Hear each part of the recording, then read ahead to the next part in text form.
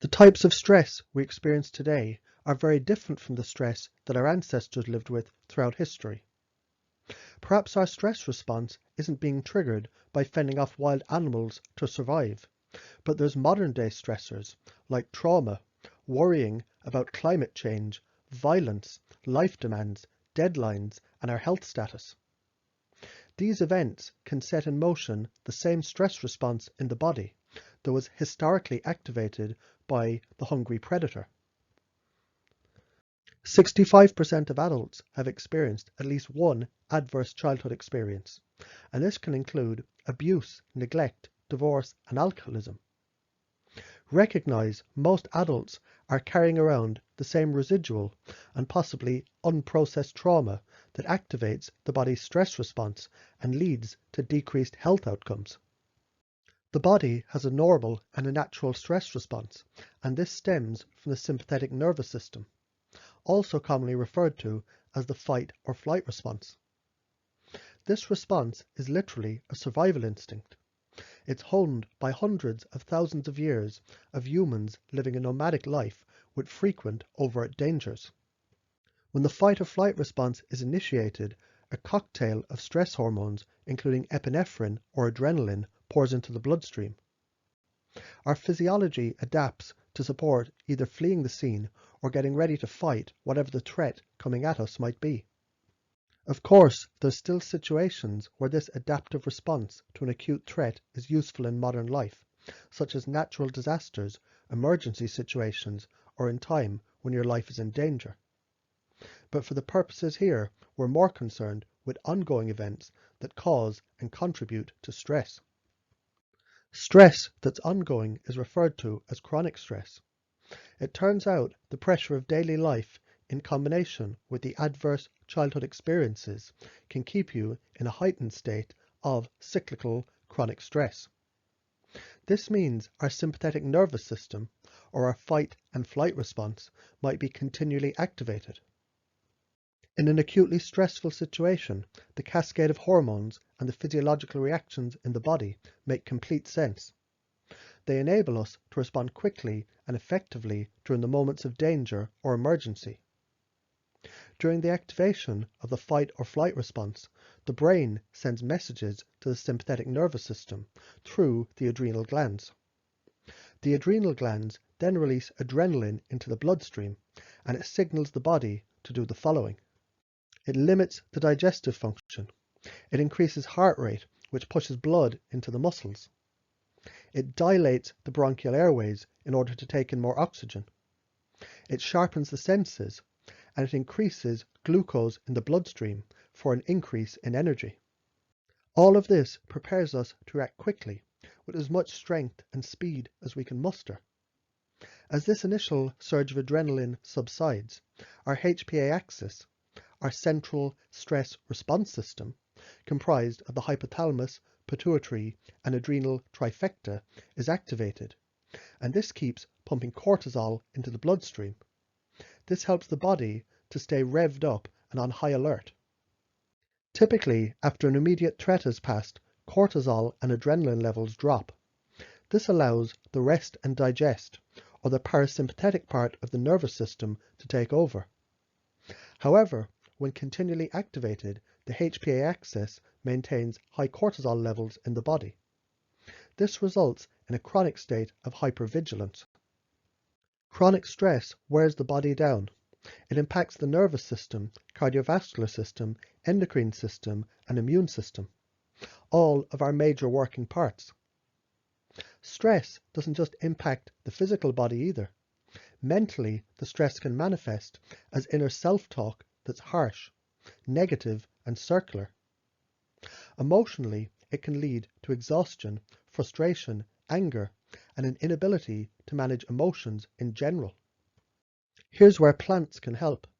While herbs won't eliminate the cause of stress, many plants can support, soothe, and balance our physical and emotional bodies as we experience the chronic stress and anxiety. Because so many of us experience chronic stress, we also require chronic support in the form of a tonic. Tonic herbs are remedies that can be taken safely over a long period of time. In fact, they're most effective when they're used regularly on a daily basis. These botanicals work steadily to rejuvenate, balance, and nourish our bodies. Many tonic herbs are also adaptogens, which specifically balance and mitigate the effects of stress. Traditionally, these herbs have been used as longevity and vitality tonics. Some of the herbs for chronic stress. There's holy basil, which is also known as tulsi. It's a rejuvenative tonic in Ayurvedic medicine, the traditional system of healing in India. It's been used for more than 3,000 years. A sacred and holy herb, the above ground parts have been used as a tonic for the upper respiratory tract and the lungs, as well as the digestive system. The tulsi is an important plant for spiritual and emotional growth, as it's known to balance the mind, and it's used as a meditative aid. As an adaptogen, it helps the body to regulate stress. As an immune modulator, antidepressant, antioxidant, and nervine, it can support an overworked and overstressed individual, especially those who get sick frequently or experience anxiety or depression related to stress.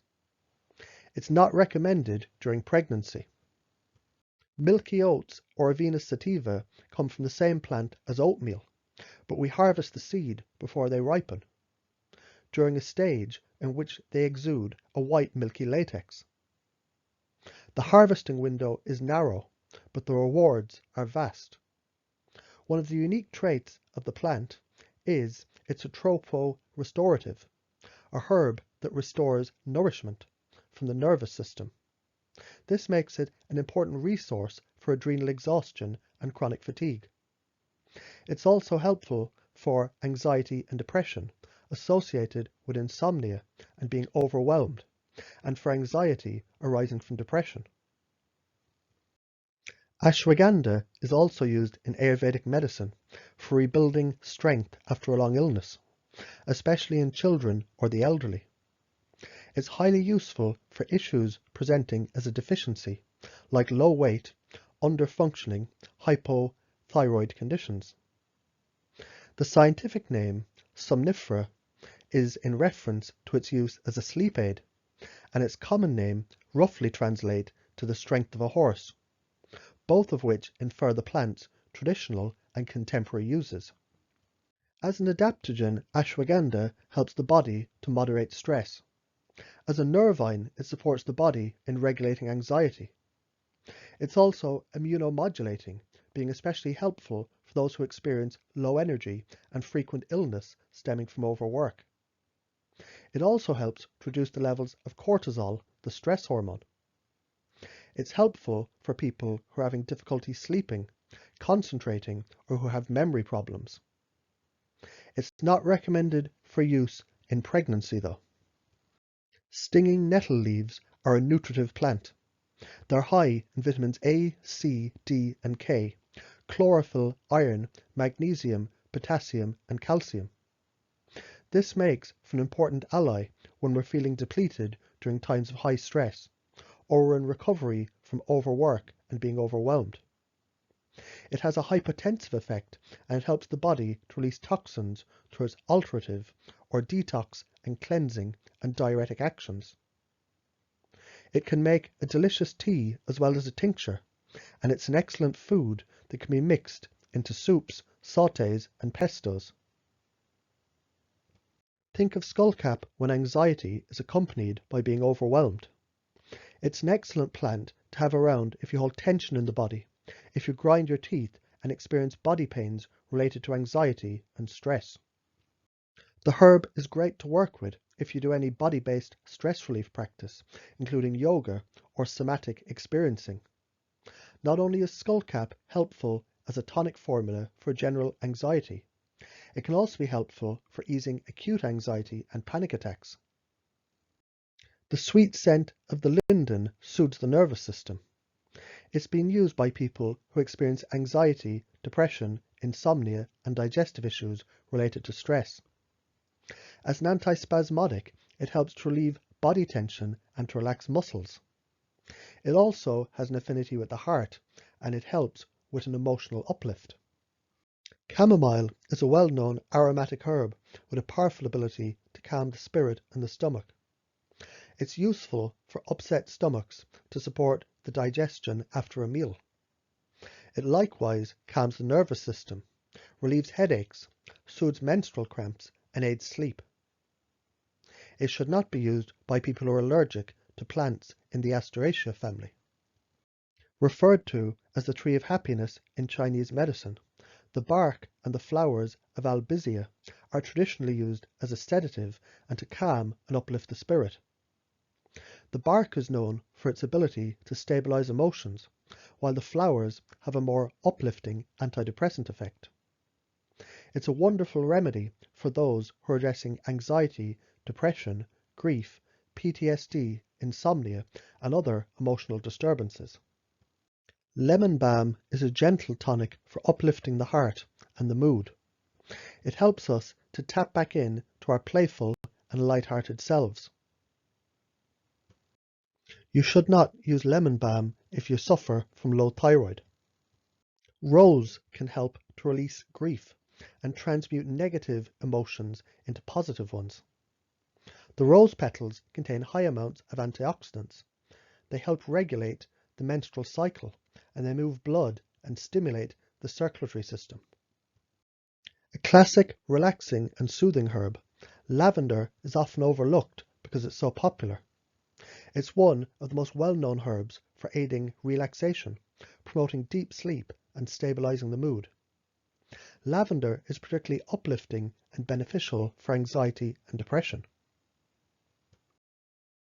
To book a consultation or to learn about herbs, supplements, and alternative treatments, check out my website.